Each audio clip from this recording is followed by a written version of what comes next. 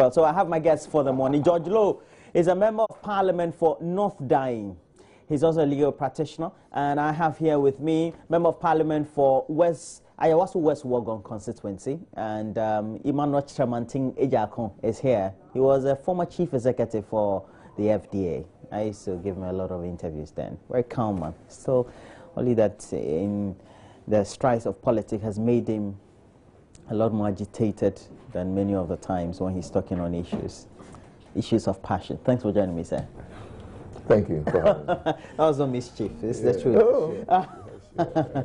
Well, I think we'll spend a lot more time on this, but the issue about the young man, we're told he graduated from the University of Science and Technology, Kwame Nkrumah University of Science and Technology, apparently was swayed by some of those jihadi videos that are online. He got swayed and left a message to his guardians or parents that he's joined ISIS.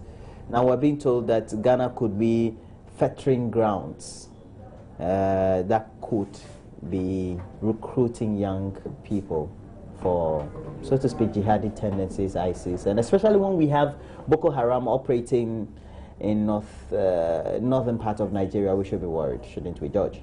Well, thank you, Roland, and let me use the opportunity to say good morning to all our cherished viewers, and obviously to those watching in my constituency, and I wish them a good day, because having been on your network for a while, yes, it's been a well enjoyed holiday away from the screens. Yes, Roland, we should be worried, because no parent, I believe, would want their child to go through what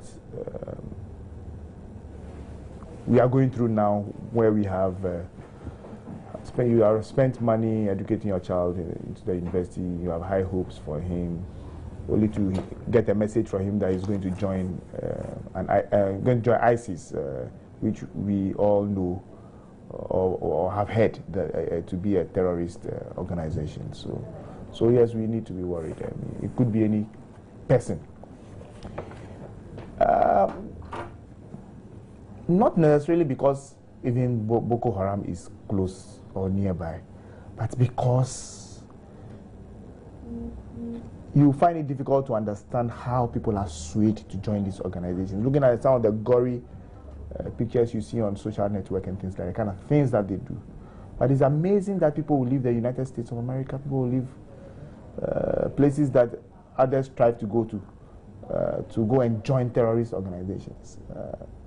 I always say that in our part of the world, one of the things I fear most is this whole concept of social protection. You don't have a situation where you have psychological evaluation, where you are able to counsel people, and things like that. Of course, social media itself is a contributing factor, because as we have heard, the young man spent quite a bit of time with a group of friends, always looking at some of these, watching pictures and things like that. But of course, it's also religious fanaticism. You will find out that people are so passionate about their religion, and if for some reason they have a channel where they are indoctrinated, then they believe that some of the things they are doing is right, and therefore they want to go and associate themselves. And if from what I've read about the young man so far, he even believes that he's going to meet his family in heaven because of what he's going to go through, and he thinks that he's doing it for family, he's doing it for God, and things like that. We should find a way of psychologically preparing our young ones throughout their education, during the formative stage, to strengthen counseling and guidance in our second cycle institutions, in our tertiary institutions, so that they are not swayed by some of these, as it were, religious persuasion. And I found, when I read the story, I found it very interesting. For instance, that my good brother, Major Derrick Odro, Honorable Major, is talking about unemployment being the basis. I beg to differ. I think that unemployment is all over the place, but you will find out that indeed the caliber of people who are joining these organizations, and sometimes some of the finest people already working in good jobs and things like that, and yet because of the religious persuasion, they possibly jettison whatever they have and they go and join these organizations, believing that they are pursuing possibly a genuine cause or a religious cause that will lead them into greater things in the world above. So, well, I don't know. The peculiar thing for our situation is we have communities that have been or associated with religious groups or certain communal living as a result of their religious affinities. So whilst perhaps George may also discount the subject of unemployment, it could be a possibility. And we know that, for example, you get to the Zongos and you get to the Muslim-dominated communities. Those are the spots that you find, well, people who may not have the wherewithal, very much unemployed young people who engage in all sorts of things, crime, etc. And they could be the target for some of these religious fanatics. Yeah. Well, thank you very much for having me this morning on your show. Good morning to viewers, particularly to those in my constituency. And let me mention Legon. School has just reopened and the students have come back. The continuing students have come back. I wish all of them well. There are obvious challenges with when you speak to them, going around and speaking to them. It is a challenge finding money now to pay school fees and all of this. I want to wish the parents well and also ask that because they realize the difficulty, I hope that they will spend their time in school profitably. I mean, I believe in the maxim that all work and no play makes Jack a dull boy. But I just wanted to say that they should focus on the primary objective of why they are there. Having said this, I would want to add my voice to what my colleague. I would differ on some of the issues, though, that it is worrying. One is not good enough. Even one is one. The report of one person joining ISIS is not good enough. I hope that it doesn't turn into a deluge where a lot of them will begin to move away and go. But I think that because it is coming up, the onus lies now on the leadership of the Muslim faith to ensure that they stop a slide into extremism. I think that all of us agree that this is an extreme form of a very respected religion, okay? But you always find the extremes, okay? You always find the exceptions. Now that there is the reports that one person is doing this, then I think it must be a wake-up call, not just to the national security apparatus, but particularly to the leaders of the faith, that they need to double their steps, they need to double the things they are doing to ensure that the proper teaching, the proper perspective, the proper understanding of what a religion is and stands for is not changed. It's not in the event. As to why people join,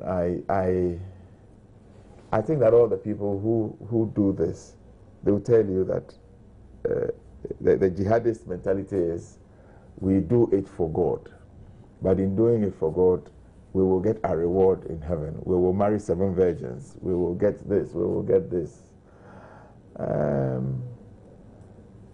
I don't think that is what mainstream Islam teaches, but that is what probably an extended interpretation to get people into it.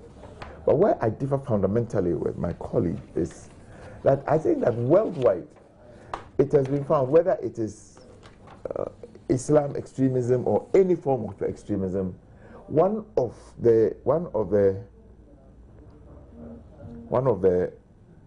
breeding factors or the substrate to breed this kind of extremism is young people who are not trained and who are not employable.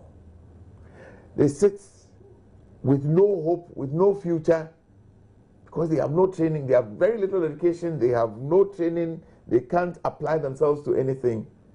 And out of that frustration, if someone comes and says that El Dorado, the utopia is just ahead of you, I sit here, I can barely make a meal, people insult me, people look down on me, and a preacher, a syncretic preacher comes to tell me that if I do this, all the problems I have in this world, unjust world, will be solved. I think everywhere, whether it is in America or it is in Kazakhstan, any place that there has been a festering of extremism has come out of, essentially, I think that it is a substrate for these things. So again, it is a huge wake-up call. I can agree. Sometimes very professional people would leave because of conviction. But I say that is the exception. But generally, this is what happens. So we must begin to look at all the factors that is going into this. All of us agree. I mean, I hate to sound political, but all of us agree that there is a deepening economic crisis in this country. I mean, it is by the day it is increasingly difficult. Government admits that, and it could be triggers for all of this. I think generally as a country we must begin to wake up to the reality that face it, because I am telling you, one is not good enough. One is not good enough. That even brings to mind, I remember the bombing that took place some few months or some few weeks ago in Kenya. It was done by somebody who had just completed his law school, and of course inducted into the bar as a lawyer. And so sometimes not necessarily the unemployed and all that, but of course when you have the festering factors or the variables there, you just have to make sure you take cognizance of that, because